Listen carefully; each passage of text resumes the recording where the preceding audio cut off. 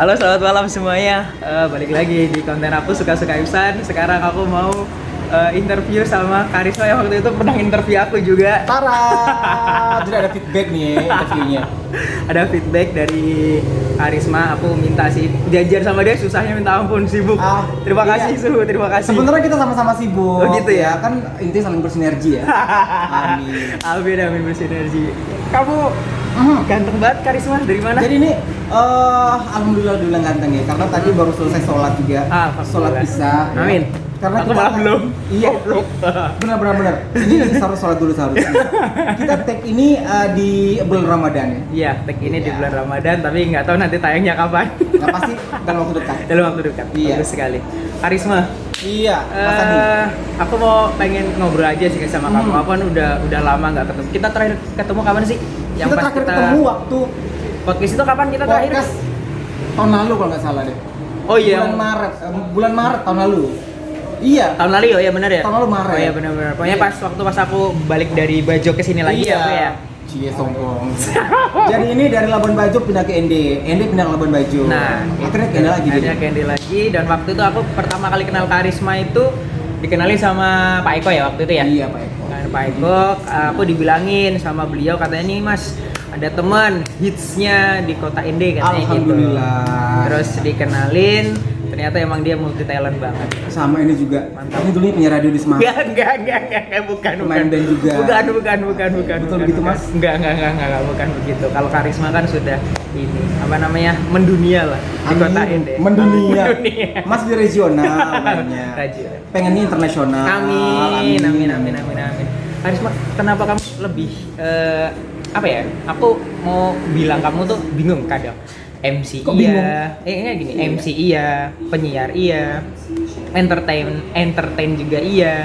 Ini kamu tuh lebih nyaman di mana? Influencer iya loh. Ya. Kamu tuh sebenarnya apa gitu? Kamu tuh sebenarnya penyiar kah atau apakah? Nah, sebenarnya saya ini sudah merangkum branding saya dari SMA nih, Mas. Wow, dari sejak SMA. Sejak SMA. Jadi saya itu anaknya suka berangan-angan. Wow. Iya, berangan-angan, dan motivasi saya harus banyak duit intinya. Banyak duit dengan hobi. Dengan hobi. Berarti untuk ini nih kamu hobi berarti ya? Maksudnya untuk cuap-cuap terus ngomong di depan banyak orang. Hobi untuk yang menghasilkan, kenapa tidak gitu kan? Hobi yang untuk menghasilkan, kenapa Quotes tidak? Karisma. Iya. Apa dari tadi? SMA saya udah punya pink folder. Jadi kayak di komputer kita punya folder rahasia gitu ya. Saya tidak ada folder. Saya harus selain dulu awalnya nari dulu, ngedance dulu. Awalnya di dance. Awalnya dance dulu waktu SMA. Setelah SMA itu mulai MC. Oke. Itu alhamdulillah bayarannya juga lumayan lah ya, buat beli buku, buat beli baju seragam sendiri dulu. Oh, berarti malah awalnya dari dance ya? Dari dance saya. Bukan langsung ke dunia permaikan gitu ya, bukan ya? Dari dance dulu. Dance dulu, setelah itu lari ke dunia radio. Dance di radio siaran pemerintah daerah RSD di ND. Agak jauh ya dari dance ke radio ya? Iya. Yang awalnya gerakan set badan, sekarang gerakan mulut dari gitu kan? Your body akhirnya lari ke dunia persilat lidah. Itu dunia silat lidah gitu. Akhirnya lari ke situ, banyak tawaran MC, justru awalnya itu lari ke MC produk. Awalnya MC produk. Itu di salah satu produk motor. Oke. Ya lumayan lah bayarannya. Lumayan lah ya. Jadi kalau saya dibilang Karisma mau jadi apa nantinya? Entertainer, the real entertainer. Jadi multitasking. Ini milenial sejati ini kayak gini. Iya bener. Mantap. Tapi dulu ngomong-ngomong soal ngedance, kamu dance apa? Maksudnya dance tradisional atau modern atau gimana? Nah dulu itu kan ada zaman itu lomba R&B tuh. Oh, iya, yang bawa ini tip di sini gini. Jadi kita zamannya bebas, apa gitu. Jadi zaman hip hop gitu. Dimana kita saling tanding tuh antara SMA ini sama itu. Oh, berarti pernah ikut kompetisi juga berarti ya? Ikut kompetisi. Wow. Ikut kompetisi besar saya. Terus pernah juara atau apa? Kita saat itu tidak juara ya, karena pesertanya cukup 3 aja.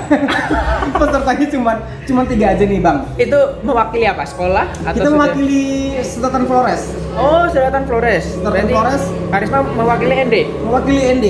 Dan kebetulan acaranya di ND.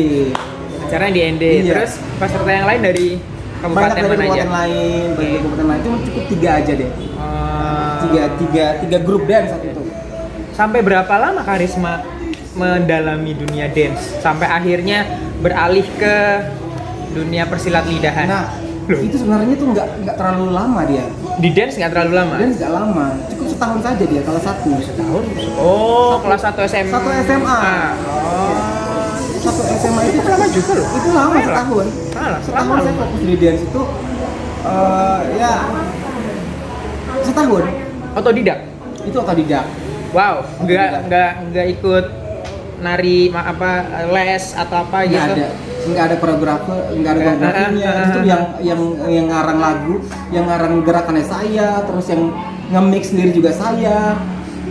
Entertainer sejati. Kebayangkan, Dunggal Entertainer. Entertainer sejati. Banyak cuan akhirnya. Amin. Belajarnya dari YouTube. Waktu itu udah mulai mengenal YouTube apa belum? Kayaknya belum ya. Jam dulu Waktu itu belum kan? Ya belum kan. Ternyata mahal dulu. Nah iya, terus sejam kamu mungkin 16 ribuan kalau nah nggak salah kan dulu. mahal banget Iya, kan. mahal dulu. Terus maksudnya dapat ide gerakan kan paling nggak kamu harus melihat visual dulu kan. Iya. Maksudnya apa ya? Kiblatmu tuh siapa untuk melihat dance seperti itu? Nah, kiblat saya itu ada dua. Ada dua, Michael Jackson dan juga ada Agnes Lee. Michael Jackson sama oh iya itu emang sih mantap ya terkenal. Oh jadi kamu menginspirasi dari mereka, gerakan-gerakan dari mereka terus kamu modifikasi sendiri. Betul. Jadi terinfluence lah sama si Michael Jackson sama Agnes Sama Lee. Agnes. Gila kamu emang keren. Itu kelas 1 SMA. Kelas 1 SMA. Terus kelas 2 baru ke dunia Baru persilat dunia lidah. radio. Langsung radio masuk. Langsung radio. Jadi saat itu tuh sebenarnya ada radio pelajar kan? Oh di sekolah sudah Iya. ada radio pelajar. Udah ada radio pelajar. Jadi radio pelajar itu RSPD yang buka. Jadi saya sebenarnya kan pengen tuh belajar juga. Gimana ya kalau siaran enak aja. Banyak teman, terus kita harus populer nantinya. Iya benar-benar. Terus akhirnya masuk ke dunia radio. Dilatih sama senior, dibimbing dulu. Acara request kayak gini, bahasa penyiar tuh beda sama bahasa orang yang lagi ngomong. Iya. Diajarin sama penyiar senior Mbak Helen May sama Pak almarhum Ellis Paul. Wow, itu mentor kamu? Itu mentor orang-orang senior, orang senior. Orang broadcast pertama di ND lah. Dan itu mentor kamu ya, maksudnya yang berjasa untuk kamu sampai sekarang ini. Sampai sekarang ini deh. Jadi MC yang terhits di ND. Amin. Mantap. Terus maksudnya apa? Itu keinginan kamu sendiri atau kamu kayak ditemukan bakatnya oleh salah satu mentor? Oh ini kayaknya Karisma oke nih, udahlah aku tarik gitu. Ya, itu sama pimpinannya. Sama pimpinannya. Ya, berarti Pak. Bakat kamu sudah ditemukan oleh Ditemukan di situ. Itu mentor-mentor itu ya. Itu ada Pak Ellis Paul almarhum udah ke surga lah intinya beliau. Dia sangat berjasa. Dia tahu saya itu ketika ngisi siaran request, kau cocoknya di entertain Karisma. Wow, dia langsung bilang menunjuk kamu. itu, langsung bilang, halo selamat sore pendengar. Jumpa lagi sama saya Karisma Agung di acara JJS Jalan-Jalan Sore di radio siaran pemerintah daerah ND. Langsung tag opening saja dia bilang, kau di entertain. Segmenmu di entertain. Aku speechless loh aku loh. Gila kamu. Iya itu kelas 2 SMA masih kecil. Kelas 2 SMA sudah masuk ke dunia radio walaupun masih lingkup kecil lah ya hitungannya ya. Iya, dikatakan saya juga patut berbangga karena radio itu juga pernah menjadi radio di mana saya kecil dengar radio itu. Orang tua saya, nenek saya juga dengar radio itu. Wow. Jadi satu kebanggaan saya bisa duduk. Ya. Akhirnya siaran di situ. Dari kelas 2 SMA sampai berapa lama ada di itu Sampai di radio apa RS apa? Kuliah. Sampai kuliah. Kuliah semester 5 dia harus tutup radio itu. Radio itu. Ya. Karisma kuliah di sini juga. Iya di Unfor. Di Unfor. Jadi tidak terlalu mengganggu aktivitas kuliah sama mencari cuan di radio waktu itu ya. Itu alhamdulillahnya itu Mas. Waktu itu bisa kita selip-selip. Oke. Saat siaran radio dia selip, saat nge-MC juga bisa selip. Kalau siaran jam berapa waktu itu? Itu siaran sore sampai malam jam 9. Dari sore sampai malam jam 9. Sore itu kan ganti-gantian tuh penyiarnya. Sore dulu masih penyiar tamu namanya. Oh iya. Jadi aku dampingi penyiar utamanya, jadi co-hostnya. Aku dampingi dia. Kalau dia nggak masuk baru aku fullnya.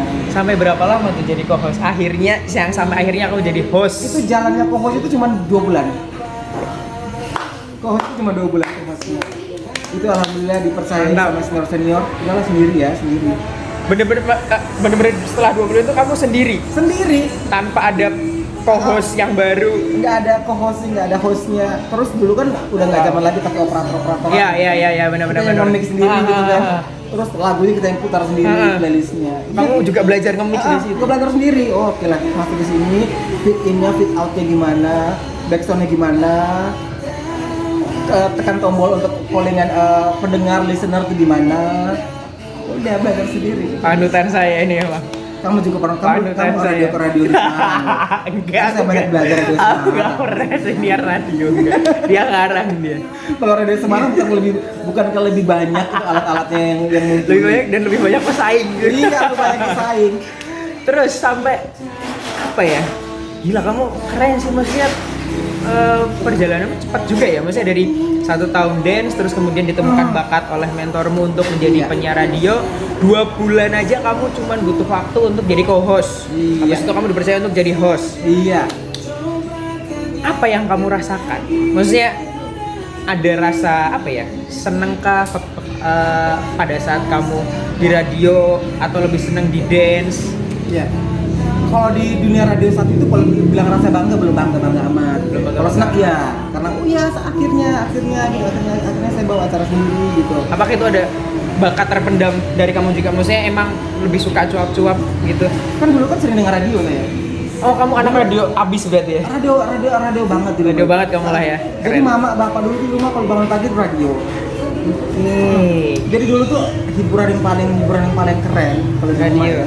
Di rumah itu kan sebenarnya kan kalau TV kan belum ada dulu. Jadi sedih banget sebenarnya. Jadi hiburan semata di rumah tuh radio. Jadi gimana sih caranya bisa masuk radio? Itu motivasinya. Berarti dari kecil kamu sudah punya bayangan tuh.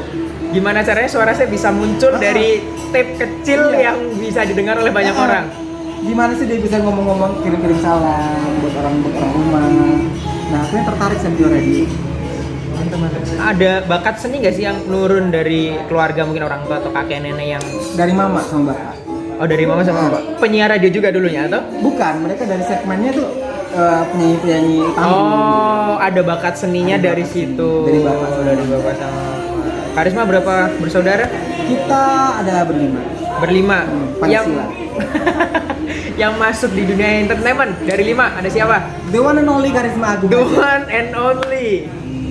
Berarti bakat dari orang tua turunnya langsung ke Karisma ya? Langsung. Karisma anak ke? Sorry. Saya pertama dan satu-satunya entertainment. Dan satu-satunya adalah seorang entertainer di kota Ende yang masuk di entertainment bisnis.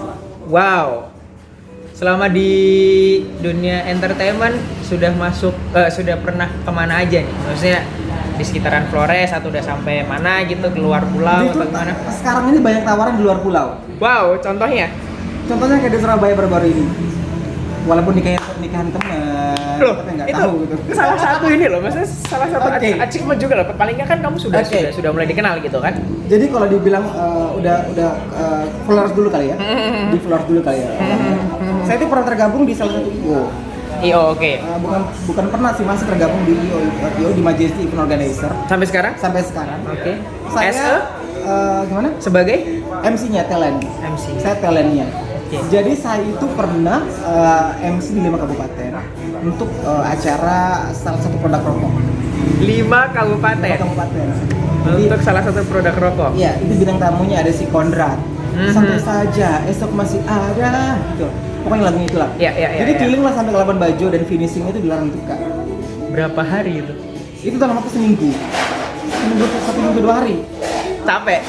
Enggak lah, cuannya ada dong. Kalau capek kasihan juga teman-teman ini ya, teman panggung operasional itu. Gitu. Nah, itu maksudnya sebagai MC, sebagai penyiar radio, kamu kan berarti harus bisa ini ya, membawa atau mengarahkan suasana penonton, pendengar untuk sebentar kamu kan juga MC kan? Iya sih, tapi kan jadi berguru nih. Bukan sama-sama berguru. Kamu juga lebih hebat kok dari ini semuanya. Enggak, sanda dia. Terus maksudnya gimana apa ya?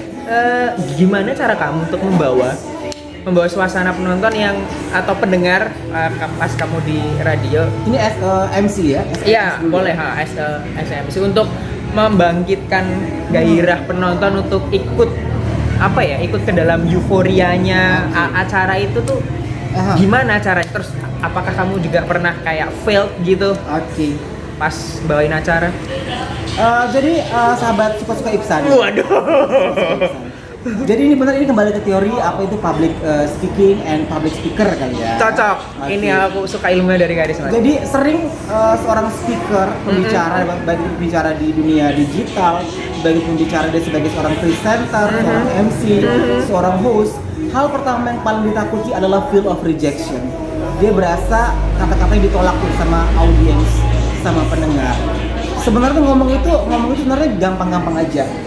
Ngomong itu sebenarnya gampang. Ngomong itu sebenarnya gampang, tapi ngomong itu bukan doang.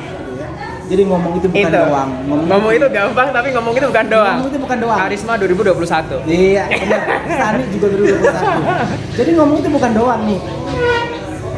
Jadi Contohnya, apa? maksudnya gimana? Ini pastinya kita udah banyak persiapan dong. Iya benar. Kita udah banyak persiapan dong sebelum MC. Nah kalau treatment saya, kalau saya nge-treat diri saya kalau sebelum MC itu, Sani, Mungkin saran juga kan buat 20 menit deh. 20 menit sebelum on stage, sebelum on air, itu pasti datang dekati klien-klien. Dekati tamu-tamu undangan. untuk ini ya apa namanya, membangun ini dulu lah ya. Emosional kita Emosional, banget. benar sebelum acara. Oke, masuk.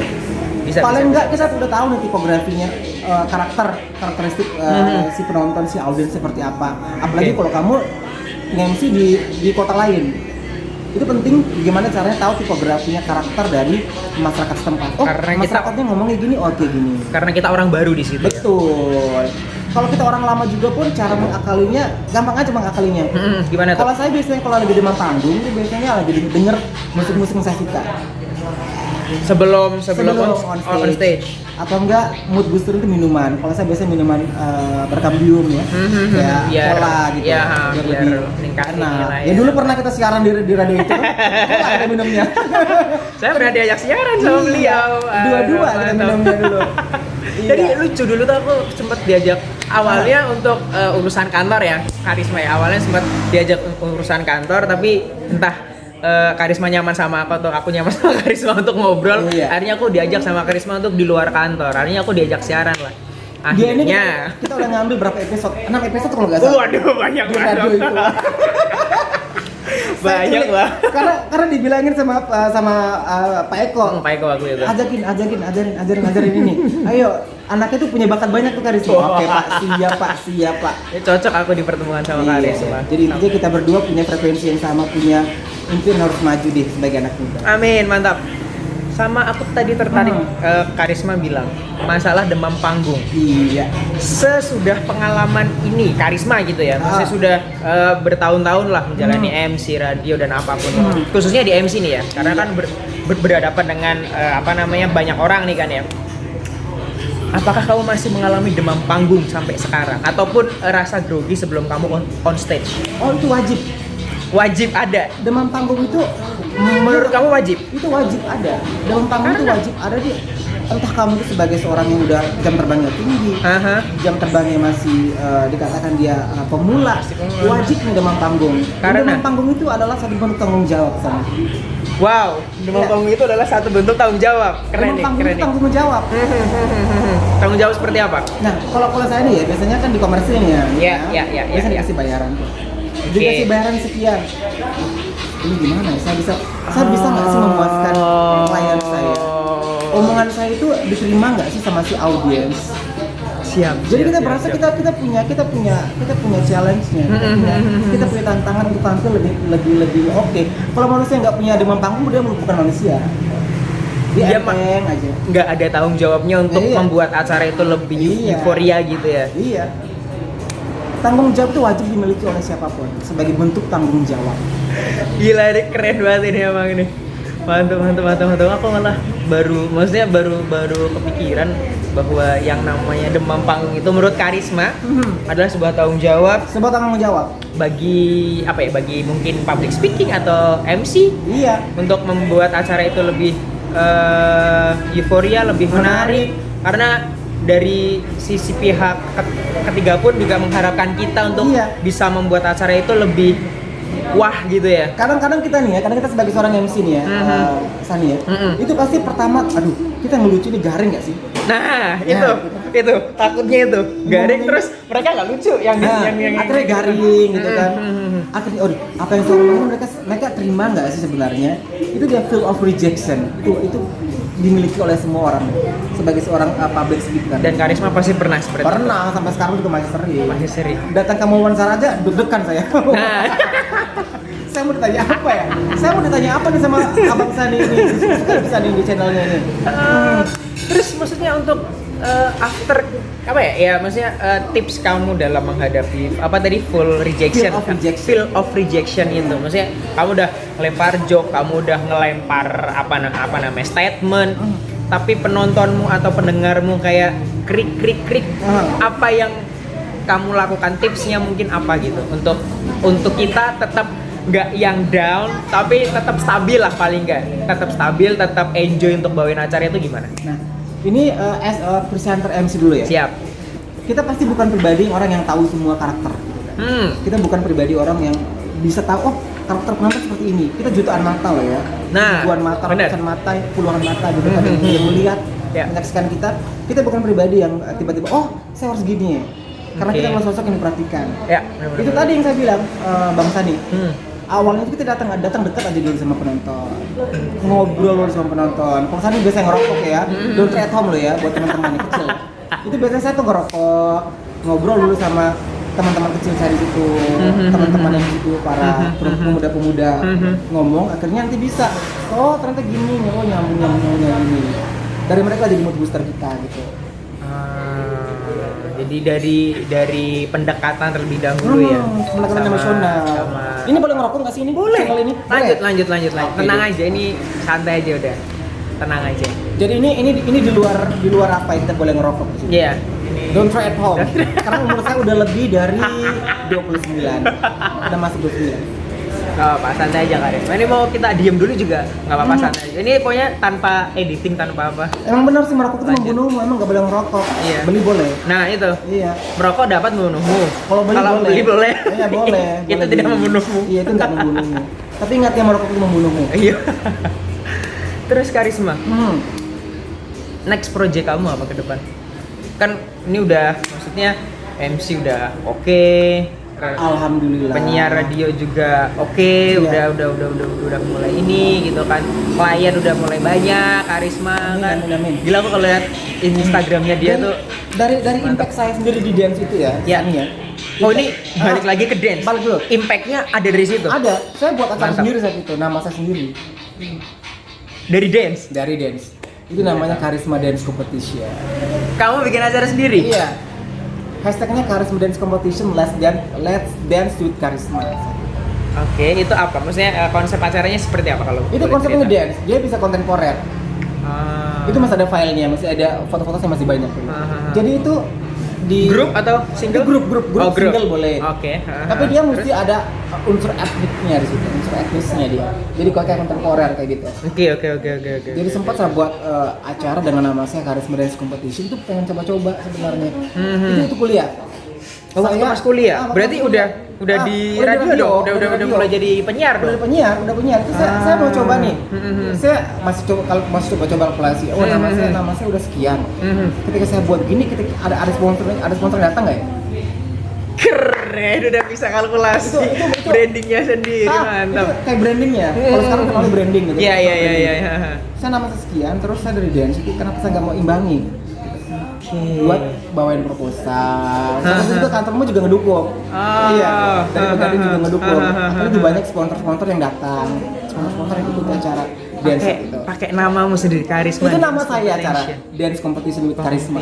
Dan itu bisa mendapatkan sponsor dari beberapa pihak. Alhamdulillah banyak sponsornya. Sukses acaranya. Sukses. Pasti. Dari motor, terus banyak lah sponsornya. Banyak yang ikut.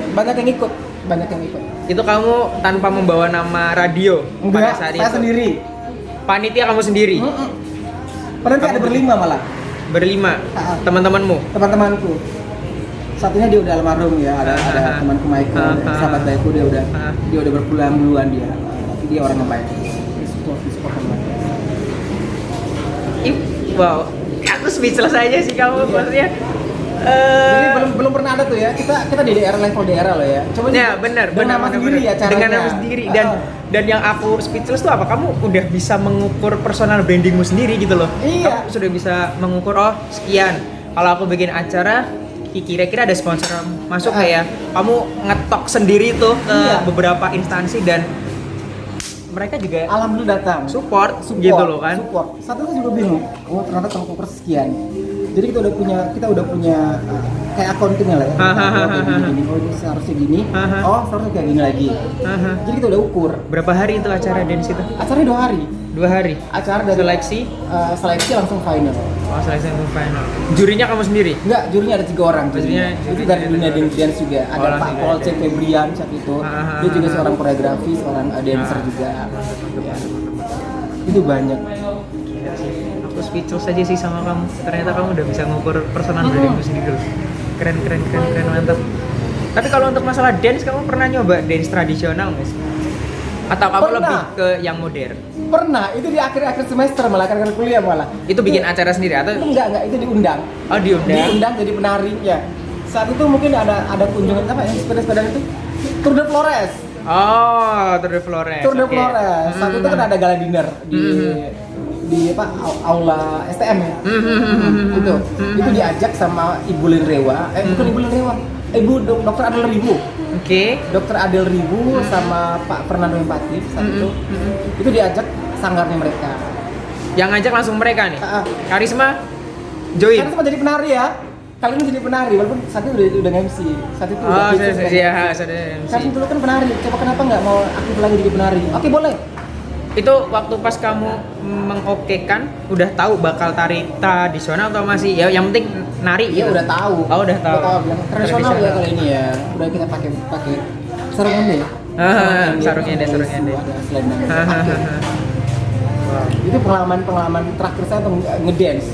Pengalaman terakhir itu? Iya. Waktu pas menyambut Tour de Flores itu? Tour de Flores, itu di gala dinernya. Apa yang kamu rasakan? Maksudnya bedanya apa sih kalau dance modern sama tradisional? Kalau buat Karisma?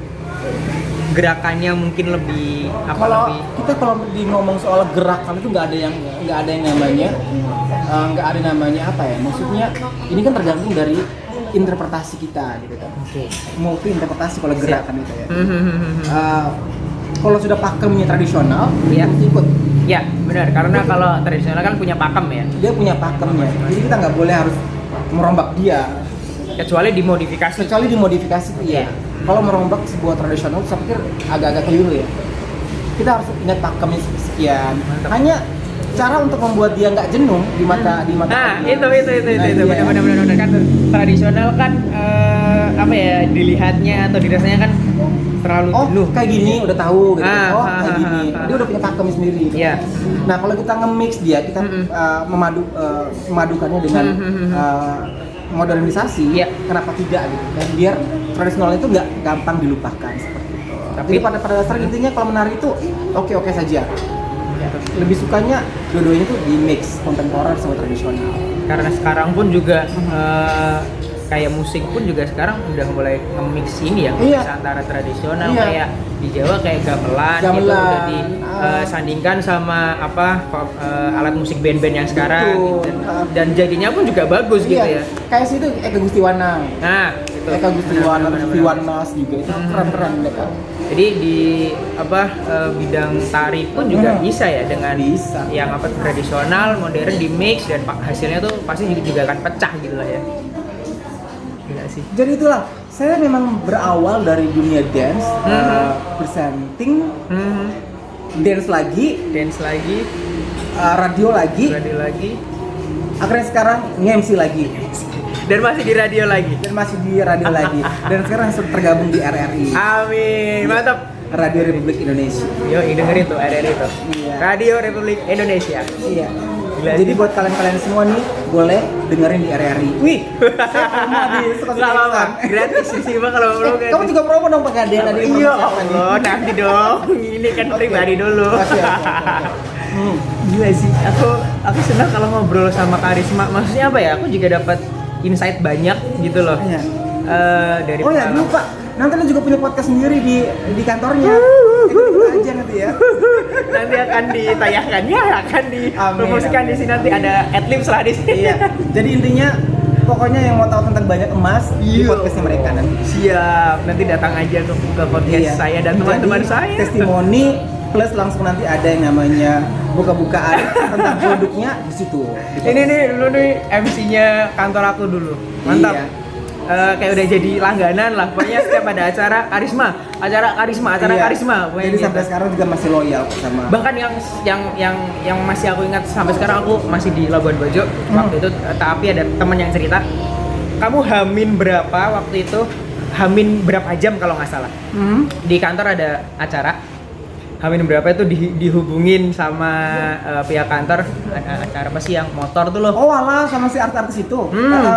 Itu aku ada yang cerita dari pihak kantor ngehubungin Karisma tuh hamin berapa jam, bukan hamin berapa hari ya. 1 jam. Hamin 1 jam atau berapa jam lah, pokoknya itu udah 1 jam. mepet banget dari acara. Di calling sama kantor dan dia bisa loh. Dan dia bisa. Itu. Demi kantor. Maksudnya karena udah ini ya. Alhamdulillah karena Relasi ya? Karena relasi kali ya. Mantap. Udah punya apa? Kedekatan emosional kali ya. Benar. Brandnya saat itu, jadi udah datang aja. Saya tuh masih ngantor soalnya. Nah itu. Uniknya itu. Saya pakaian kantor, saya mesti bolak-balik rumah kantor. Itu mesti harus izin sama pimpinan. Pak, ini gini Pak, karena sudah sama kita di sini. Saya harus ke mereka dulu Pak. Oke. 1,5 jam ya. Oke, jalan dua langsung ganti. Cek. Pakai juga krim sedikit muka gitu ya, biar muka agak sedikit flawless. Datang di Pegadaian. Alhasilnya ketemu sama Toro Sudiro Pak. Toro Sudiro, terus sama si David Jones. Banyak ya, David Jones ya. Iya. Banyak semua ya. Iya, itu talent-talentnya kantor kalian, talent-talentnya Pegadaian lah. Benar-benar. Seprofesional itu Karisma. Iya. Hamin 1 jam ya? 1 jam. Hamin 1 jam di kontak mendadak loh. Itu datang saya gimana caranya dekat-dekat sama si artis itu. Dan dia menyanggupi. Aku nggak Wawancara sama si Omes ya tadi. Ya, Omes ada. Nggak tahu lagi sih aku sama Karisma. Saya seprofesional itu karena memang sudah dekat terrelasi dengan kantor juga. Iya. Jadi dia oke aja, fine aja, udah hamin 1. Karena, mungkin kalau aku langsung tak tolak sih. Buset, hamin 1 jam apaan? Karena gini, saya ini pribadi orang yang ketika dikasih sekian, kita ngomong ini kuantiti dulu. Oke. Dikasih sekian, bayaran sekian. Kamu dikasih lebih nih. Kamu dikasih lebih, kamu udah dikontrak lebih. Kamu kasihnya sekian. Itu kan nggak fair dong. Iya, benar. Nggak fair gitu kan. Brandingannya keren. Iya. Brandingnya. Apalagi pula emas kan naik terus. Sama ya, dong. kan inflasi kan naik terus dia. Jadi itu juga harus naik gitu. Iya. Jadi enaknya gitu dia. Kedekatan antara mitra mesti perkuat terus biar brandingmu panjang sampai kamu kakek nenek. Yang lu punya karakter yang kuat, punya karakter yang juga mental. Itu yang aku suka dari Karisma. Dia punya karakter yang kuat. Iya. Apa ya, kalau aku nggak apa ya, mau bilang karakternya Karisma kuat di bagian mana, hampir semua sih. Dari suara, kalau kamu dengerin suara di radio, dia udah dengar suaranya doang, ini pasti udah tahu Karisma. Dari cara dia membawakan acara itu pasti pecah acaranya, nggak mungkin nggak pecah. Bukan propaganda loh ya, maksudnya euforianya tuh up gitu dia. Up gitu, pokoknya keren, habis terus apalagi pokoknya dia oke lah punya. Jadi udah punya branding sendiri lah ya, udah punya segmen sendiri. Tapi jujur aku masih banyak belajar loh dari kamu. Kemana kamu MC di acaranya bagus banget. Wah itu hitam sama si Ayu keren. MC cuman acara kantor. Aku lihat di peliputannya, aku lihat. Dulu sama aku juga yang ngambil. Oh iya. Bagus kok. Kalau aku tuh masih seputaran kantor aja. Aku belum yang berani untuk kayak itu. Aku masih tapi belum hebat loh, ada bos Kanwil ya kalau nggak salah. Iya sih. Iya, maksudnya hebat. Aku belum berani ngambil step kayak kamu untuk apa namanya? Untuk publik. Karena ya aku masih punya banyak kekurangan, masih harus banyak belajar. Ya sama, awalnya kita di ruangan dulu, nanti kita go public kok. Sayangnya saya belum ada yang ngajak. Sampingan gitu. Waktu itu aku pernah diajak kamu ya waktu itu ya. Apa namanya? MC yang untuk motor atau rokok sih waktu itu pas aku pertama kali datang ke ide yang di acara bawah tuh di lapangan basket dekat pelabuhan. Rokok kan? Nah, itu aku masih ingat, aku barusan pertama kali ketemu sama Arisma, terus diajak ngobrol. Udah diajak siaran kalau nggak salah waktu itu sama Udah siaran Arisma. kita. Udah ya? 3 episode kita malah. Iya. Banyak banget. 3 episode. Oh ya, udah diajak siaran sama Arisma, baru kenal loh langsung. Mas, ayo tak ajak MC. Buset, padahal yang dibayar dia, gue yang diajak sama dia. Gue nggak bisa. Tapi itu gede bayarannya. Iya sih. Iya. Kalau aku bukan masalah bayarnya dulu Karisma.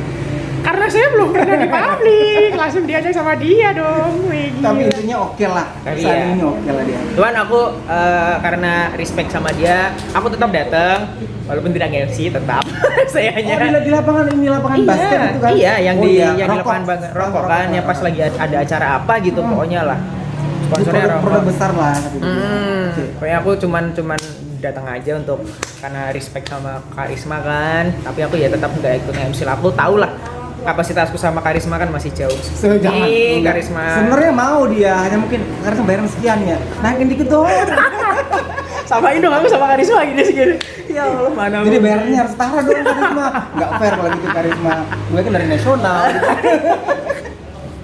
Aduh, tapi seru sih emang sih Karisma. Tapi kalau disuruh milih nih, Karisma ya sekarang ya, kalau disuruh milih MC, penyiar, atau dance? Kalau sekarang pilih salah satu, MC, penyiar, dance. MC. Iya. Why? Karena ya selesai gitu. Sekali pakai udah selesai gitu. Langsung ditransfer. Oke. Tapi harus jadi MC yang benar. Nah, itu. Harus jadi MC yang bertanggung jawab, MC yang punya karakter dan juga MC yang harus punya mental.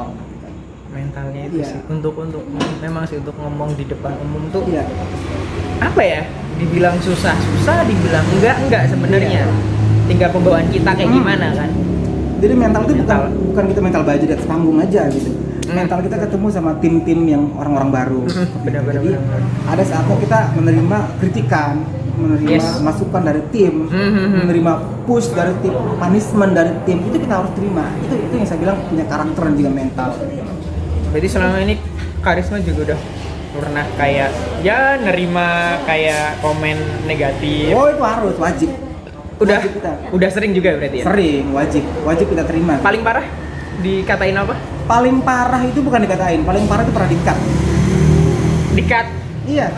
dalam posisi on air atau 4 jam mau next stage. Heeh. Ada salah kata di pre-eventnya. Itu pernah 4 jam 4 jam sebelum on stage, the biggest stage-nya. Iya. Jadi saya dari pre-eventnya jam sore lah. Oke. Sore lah gitu. Sore lah ya. Itu ada di satu kota lah. Sorenya. Itu satu salah ngomong nge-brand, salah ngomong sedikit. Apanya ya, orang bilang kayak punchline-nya, jargonnya produk itu. Gue salah ngomong itu di post habis-habisan. Bisa bilang langsung di-cut. Itu di-cut. Dan itu buat saya harus banyak belajar bener. Oh, ternyata gini. Cut, bener-bener cut. Udah kamu nggak akan naik ke panggung yang big stage-nya itu. Iya. Diganti sama orang langsung. Langsung diganti. Wow. Nanti kebayang saya gimana mental saya. Oh iya, udah nggak salah. Walaupun Tapi kamu menyadari kalau kamu memang ada salah. Oh, Tapi pasti kan mental juga tetap gitu kan. Mental langsung swing saya. Itu dicampur aduk antara mau nangis, mau marah, bingung saya. Ya pasti nangis dulu. Iya sih, benar-benar. Tapi bayaran tetap. Oh, bayaran tetap. Bayaran tetap. Nangis, kecewa sama ketawa tetap.